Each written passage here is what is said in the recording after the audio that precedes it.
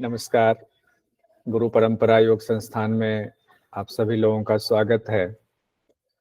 आज हमारी पहली क्लास शुरू हो रही है। तो पहली क्लास में हम इंट्रोडक्शन सिलेबस का करते हैं, फिर आपस में एक दूसरे से बातचीत कर लेते हैं, एक दूसरे को जान लेते हैं और फिर हम पातंजल योग दर्शन से शुरुआत करेंगे। सबसे पहले हम सिलेबस में देखते हैं। हमने जून 2024 का ये बैच शुरू किया है।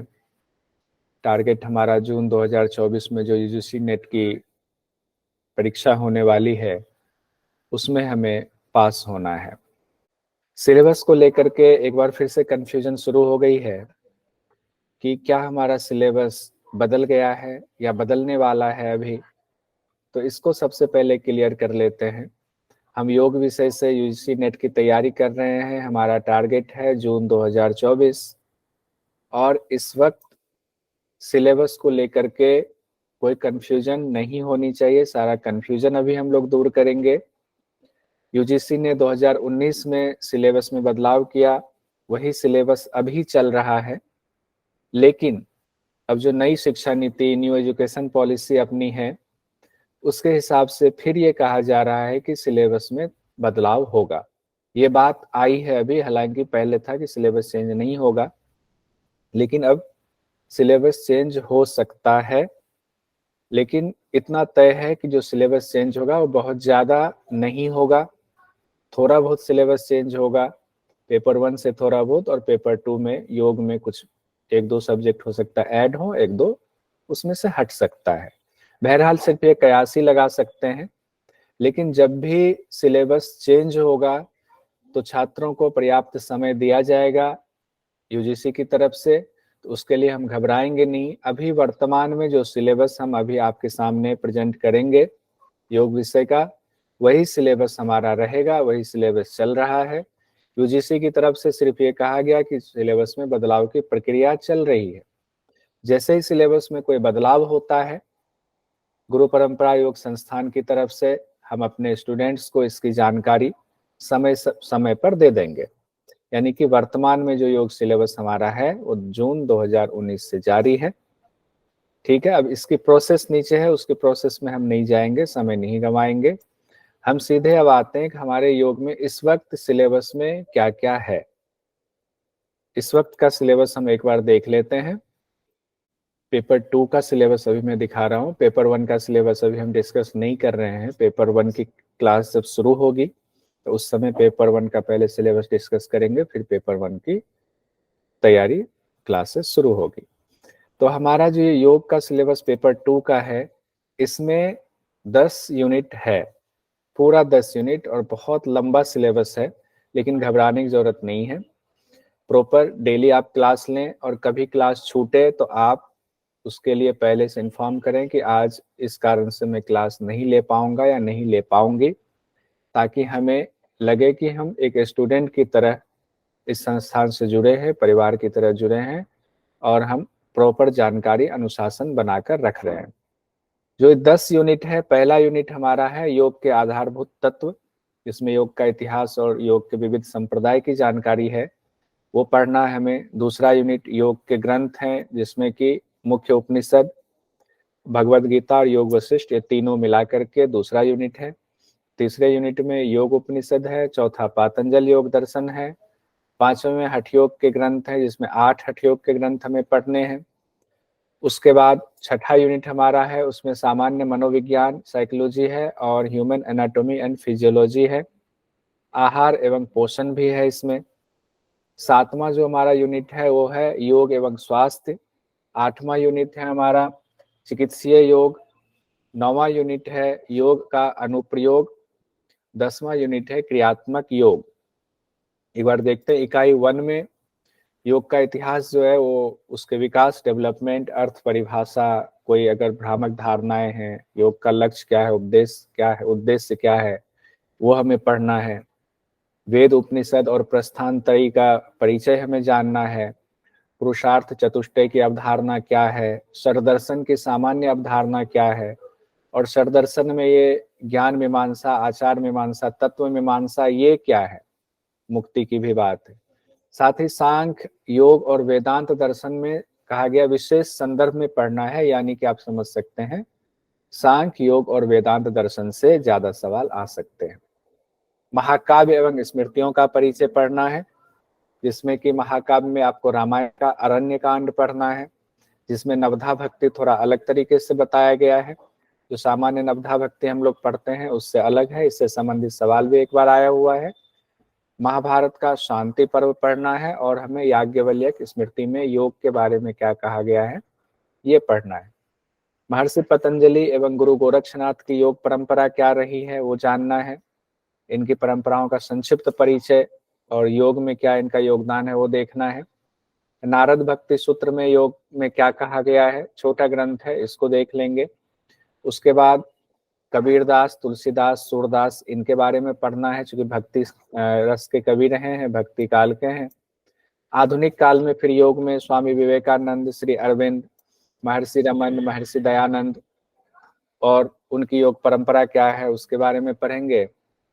समसामयिक काल में योग में श्री श्यामाचरण लाहिड़ी बाबा, श्री टी कृष्णमाचार्य, स्वामी शिवानंद सरस्वती, स्वामी राम, महर्षि महेश योगी, पंडित श्री राम शर्मा आचार्य का संक्षिप्त परिचय एवं योग में उनका क्या योगदान रहा है वो देखेंगे। ज्ञान योग, भक्ति योग, कर्म योग, राजयोग, हठ योग और मंत्र योग का परिचय हम लोग देखेंगे। साथ ही जैन धर्म और बौद्ध धर्म के बारे में भी हमें जानना है। तो जैन मत क्या है, बौद्ध मत क्या है, उससे संबंधित कौन से क्वेश्चंस आए हैं, सारा कुछ आपको प्रॉपर मिलेगा। इकाई 2 हमारा, इसमें मुख्य उपनिषद 10 हैं, वो 10 मुख्य उपनिषद प्लस भगवत गीता और योग वशिष्ठ, ये तीनों चीज मिलाकर के हमें पढ़ना है। 10 मुख्य उपनिषद कौन कौन से हैं वो जब हम पढ़ेंगे उस समय हम देख लेंगे, याद भी कर लेंगे, क्लास में ही दिक्कत नहीं होगी। भगवत गीता, योग वशिष्ठ भी प्रॉपर पूरा नोट्स आपको पहले ही दे दिया जाएगा ताकि आप पहले से अध्ययन करके आए।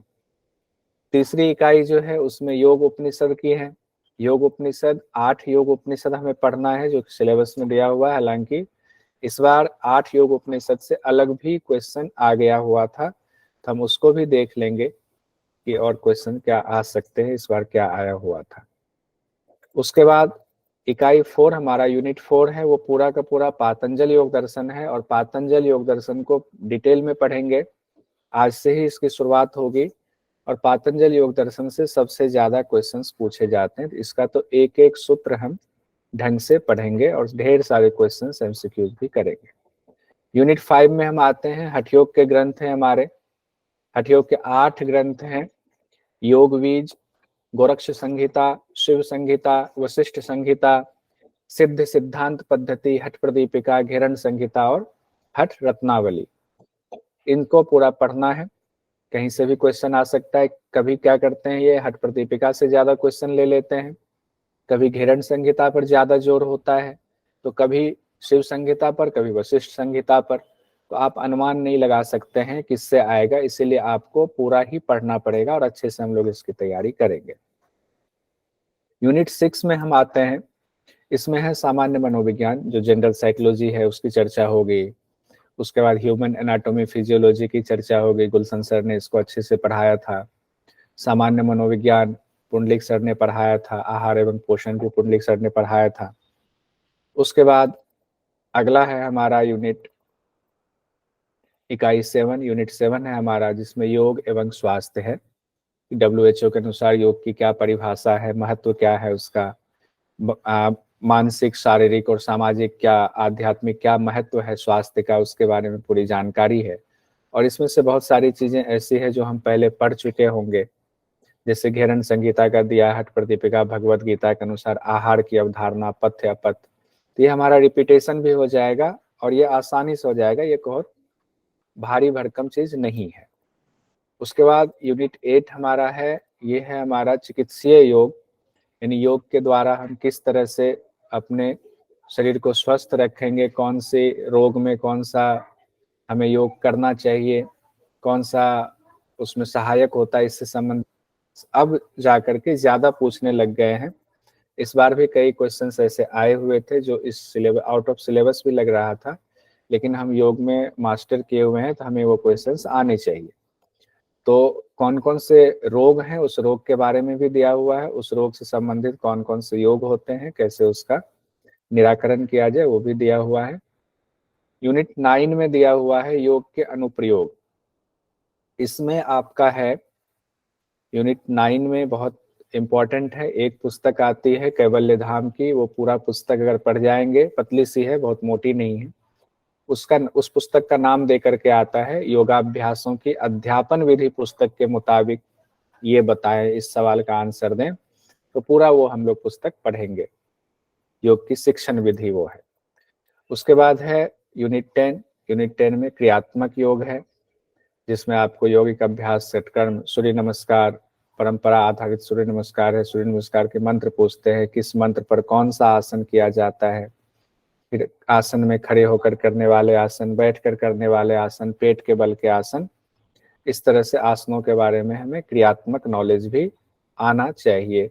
साथ ही इसमें जो नीचे कुछ ध्यान के बारे में दिया गया है कि जैसे यौगिक और सूक्ष्म व्यायाम जो स्वामी धीरेन्द्र ब्रह्मचारी वाले हैं, जो लोग मोरारजी देसाई राष्ट्रीय योग संस्थान से जुड़े होंगे उनको अच्छे से पता होगा चक्रीय ध्यान एस व्यासा में कैसे कराया जाता है, उसके क्या अवधारणा है, ध्वनि अनुकंपन विधि क्या है, महर्षि महेश योगी जी का भावातीत ध्यान क्या है, योग निद्रा जो बिहार स्कूल ऑफ योगा है वो, और फिर सविता की ध्यान साधना जो हमारे श्री राम शर्मा आचार्य जी है उनकी क्या है, वो हमें ये पूरा सिलेबस देखना है। इस तरह से हमने 10 यूनिट का देखा।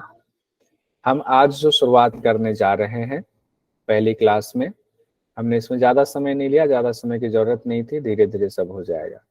इकाई 4 से, यूनिट 4 से हम शुरू करेंगे, क्योंकि ये बहुत इंपॉर्टेंट है, क्वेश्चंस बहुत ज़्यादा आते हैं।